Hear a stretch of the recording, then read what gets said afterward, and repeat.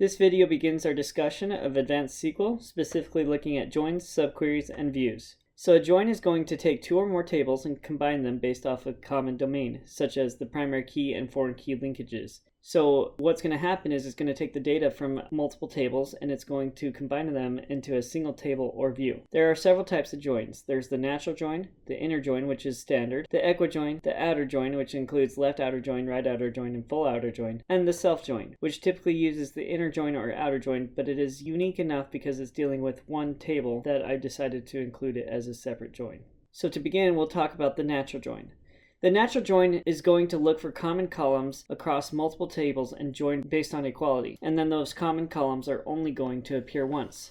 So for example, if I were to try to join the customer table to the order table and show only similar columns once, I would use select star from customer, natural join order. So on these two tables, we have the column of customer ID. So since this column has the same name across both of these tables, it's going to combine these two and present the results in one table. So essentially, looking at the diagram here, we can see that what is going to be returned is the darker area where the customer crosses over with the order. Now, natural join is typically discouraged because what will happen is it will match all common columns, not just the primary key and foreign key columns. So for example, if I had two tables that I was joining and they had the primary key and foreign key linkages, but in addition they both had columns of state, it's going to merge not only the primary key and foreign key columns, but the state column, which may return results that you're not interested in.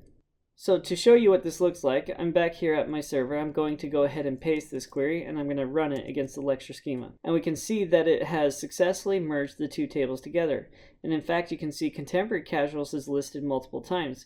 Well, what it's done is it's taken contemporary casuals and it has matched that customer to all these orders that we see here.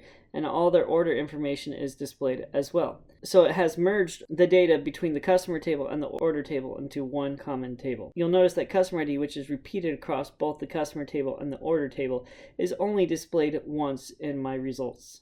So now what I want you to do is try a few queries on your own. So attempt these 4 queries, pause this video, and then come back to compare your answers. Okay, so here I am back at the server. I've copied and commented out the questions, as you can see here. This first question asks us to list the employee skills, including the description. So let's go to the entity relationship diagram.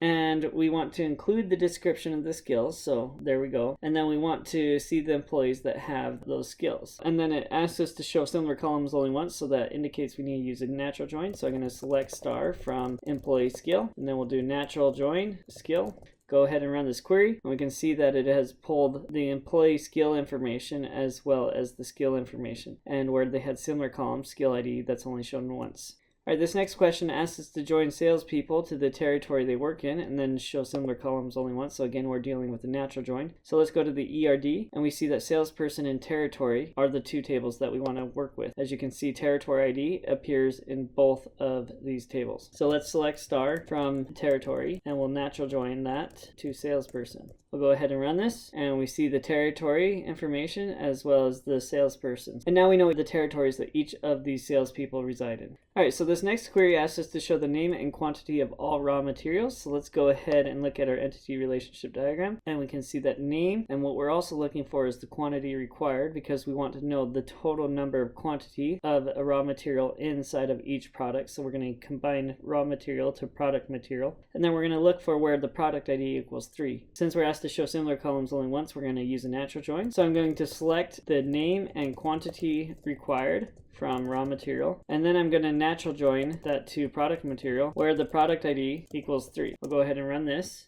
and we can see the quantity of each of these raw materials that are required in product ID number 3. This next query asks us to show the description, payment date, amount, and comment for all payments made with cash. So let's go ahead and look at our entity relationship diagram. We can see that payment date, amount, and comment are part of the payment table.